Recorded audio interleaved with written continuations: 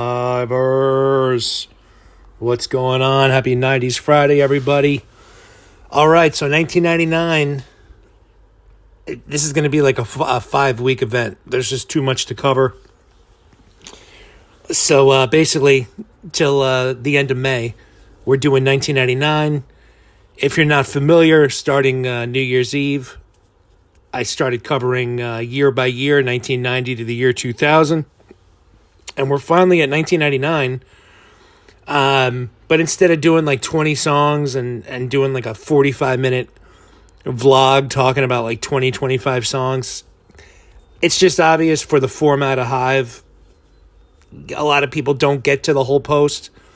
So I'm going to stick to generally 5 to 7 tunes on Fridays. But today I'm going to do 10 just to kind of fit in everything that I wanted to. And basically I'm covering the punk rock 1999 stuff that I liked. There's some stuff that was actually really big mainstream-wise. Blink-182. The Living End had a hit on alternative radio. The Offspring, even though that album Americana came out in 1998, the third and fourth single started getting radio and MTV play in 99. So, that's an album we covered recently in 1998. But, also a lot of underground stuff.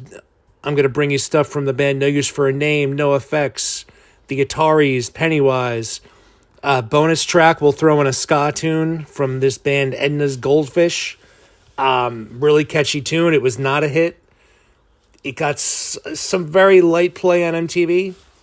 But basically, this is the stuff that's kind of in the same realm as the Green Day, Offspring, Blink-182. But some of the stuff was underground, but I like it a lot. So I figured I'd just throw it all together. And, we'll start off with the hit, Blink-182. My favorite songs on Enema the State, the 1999 Breakout album. They had obviously had a huge hit in 1997 with the song Damn It. But this was really the album where they went full pop sensation. They were playing arenas within a year. I saw them on every tour at this point. I remember seeing them in fall of 99 at Roseland Ballroom with Silverchair and Phoenix TX opening up. That was, like a 3,000 general admission venue. And then by the next summer, it was just all arena tours. I think they did an arena tour every year until they broke up in 2004.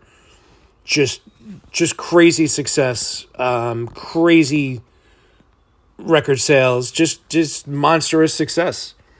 Definitely very poppy produced album, produced by the great Jerry Finn, who also had produced Dookie. He mixed Dookie. I think Rob Cavallero produced it. But Jerry Finn ended up doing every Blink album from this era. And basically was the go-to guy for that pop-punk kind of vibe. And at this point, you kind of had a lot of different scenes. You had, like, the skate punk scene, where you had bands like No Effects, Rancid, Pennywise, Millencolin.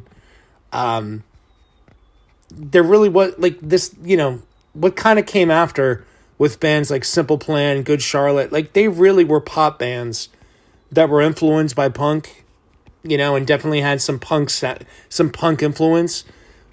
But they really were pop bands, and Blink-182 kind of bridged these things. I would say they created the pop punk.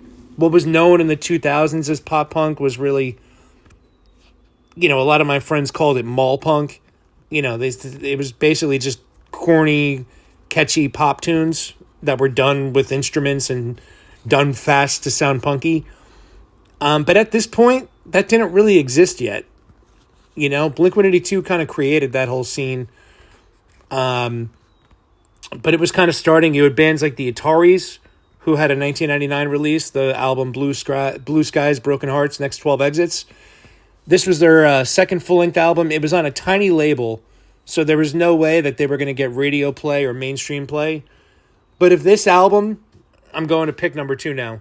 If this album, in particular the song San Dimas High School Football Rules, if it had been produced to the same quality, of a major label release, I think this song would have been a huge hit. The Ataris ended up signing to a major label in 2002 and coming out with an album in '03. They kind of missed the boat. You know, there was this moment from like 1998 to 2004 where like this was the big thing. And the Ataris kind of just got to it too late. You know, they kept putting out albums on a small label, and they missed it. But I think this album has multiple songs that could have been hits. They just were on a tiny label and not in the position to do it. But a lot of these bands will cite Blue Skies, Broken Hearts, Next 12 Exits as one of their most influential albums in the scene. Another album, pick number 3, the band Saves the Day. Again, I think this, in particular, the song I'm going to showcase, Shoulder to the Wheel, if it had been, it's a hit song. They just were on a tiny, tiny independent label. And even though they were on a tiny label, this album ended up getting a lot of buzz. I know the guys in Blink-182 called this the best album from 1999. So there's albums that are underground, that are good music, that you can say like, yeah, it's good music, but it's not something that should have been huge, or it's not something super catchy. Saves the Day and the Ataris, these two albums, there are hit songs on there that just, were not hits because they were on tiny little independent labels. But these two albums in particular influenced so much of what came in the 2000s, and so many bands that did get mainstream success later, which is kind of how it always happens. Like the Pixies should have been they should have been as big as Nirvana.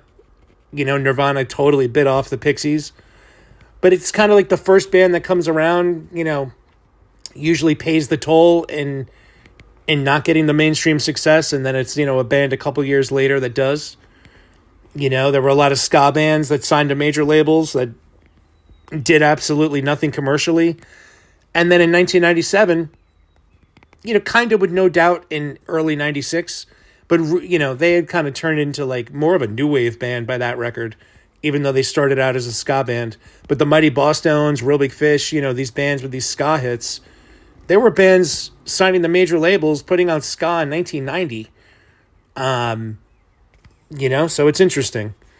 But yeah, Saves the Day, the Ataris definitely are, a lot of people consider kind of the later pop punk.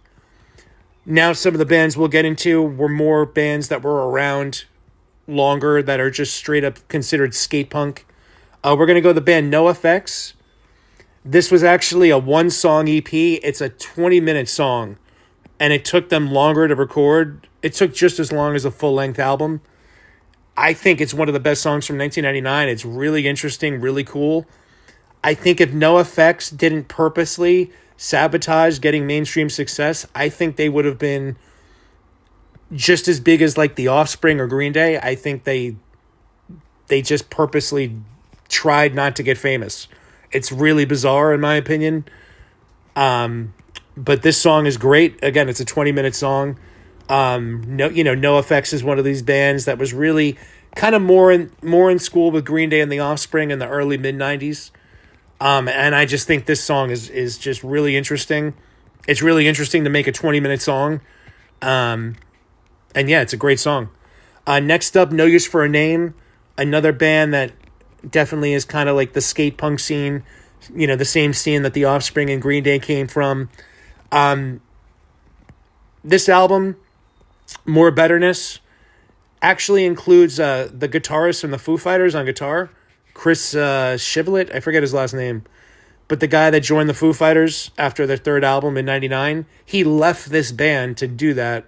And he did play on this album. So that's kind of an interesting little tidbit there.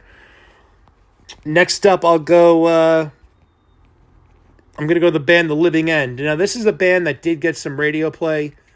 Their song Prisoner of Society did get some MTV and alternative rock radio play. Obviously not as big as like Offspring, Green Day, or Blink-182. They're kind of the Australian Green Day. Like in Australia, they're huge. But I love this album. I remember seeing them on the Warped Tour in 1999.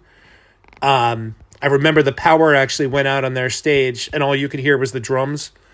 And they had to stop their set, so they only played for like 15 minutes. But that's funny. And that same tour, I saw a lot of these bands. I saw No Use for a Name, Blink-182, The Living End, our next pick, Pennywise. Honestly, this isn't the best Pennywise album, but I just wanted to showcase kind of what was going on in 1999. Like, this is basically stuff you guys never heard of that never made it mainstream, with like 3 or 4 mainstream stuff kind of sprinkled in. Yeah, and I think any of these bands, I would bet every single one of these bands were offered mainstream label money, and a lot of them turned it down, which is just, is what it is. Then I'm going to go to the band Phoenix TX. Now, they're definitely more of like a mall punk, kind of poppy punk band. Mark from Blink-182 managed them, so they opened up for Blink-182 a bunch. But this song, All My Fault, did get a lot of MTV play, got a little bit of pop radio play. And again, they opened up for Blink-182 both times I saw them in 99 and 2000. Obviously, because, one of the guys in Blink was managing them, so he was promoting the hell out of them. But this is a band where, like, Blink-182 kind of came from the skate punk scene.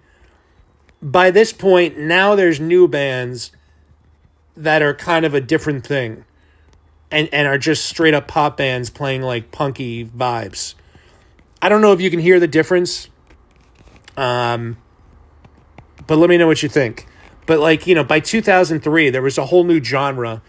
And these bands, like, were not the skate punk bands like NoFX, No Use for a Name, Pennywise, Offspring. These bands were, like, kind of just, like, pop.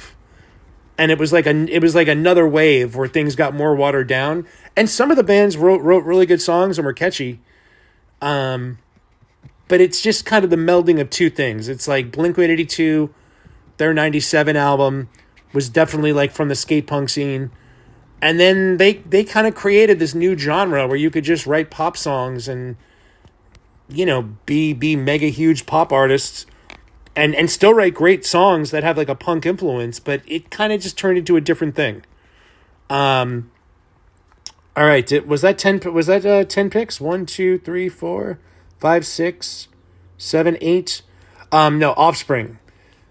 So I'm going to put in The Kids Aren't Alright. I actually already put this song in a previous post, I'm pretty sure, for 1998. But since I'm bringing you, 10 new tunes, I was going to pick the song She's Got Issues because it was the 4th single. You know what? I'm not going to do a repeat. You know what? I am going to do a repeat. I'm going to do The Kids Aren't Alright. And I'm going to do that because I think that song showcases, like, it's the Offspring at their best. Pretty Fly for a White Guy. That came out in 98. And it was a huge pop hit. I think The Kids Aren't Alright is just a perfect pop punk song. Fast guitar, catchy. And the single was released in early 99. So I'm bringing you a rare repeat just because I think if you go down this list of kind of like 99 skate punk, I think The Kids Aren't Alright fits in the best. And the single did start getting radio play in early 99. So I think it just showcases kind of what was going on in this scene.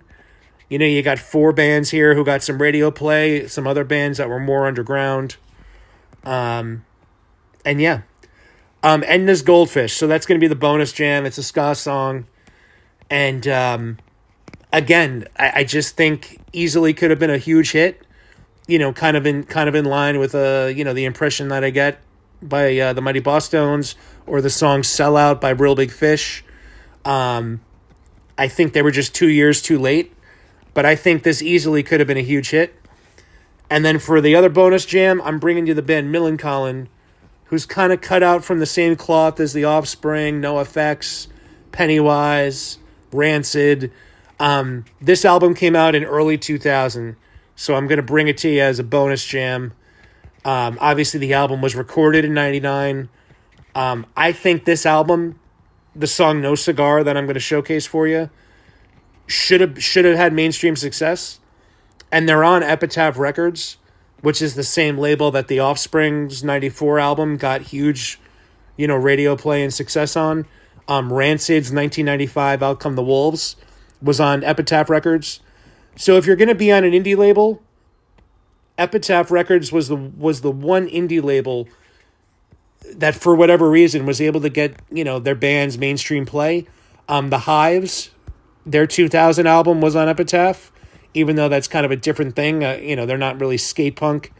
The Hives were more like garage rock. But then in 2001, a full year after the album came out, Hate to Say I Told You So was a huge hit. And for whatever reason, Millencolin just didn't get the play. The song No Cigar was featured on Tony Hawk Pro Skater and got a lot of play. But yeah, anyway, that's about it. I'll leave it there. Again, just trying to bring you like kind of what the punk scene was in 99. Definitely a huge step forward going mainstream. But, wanted to showcase some bands that were, kind of consistently doing it that were not on the mainstream. So yeah, let me know what you think of the list. And I love you guys. Later.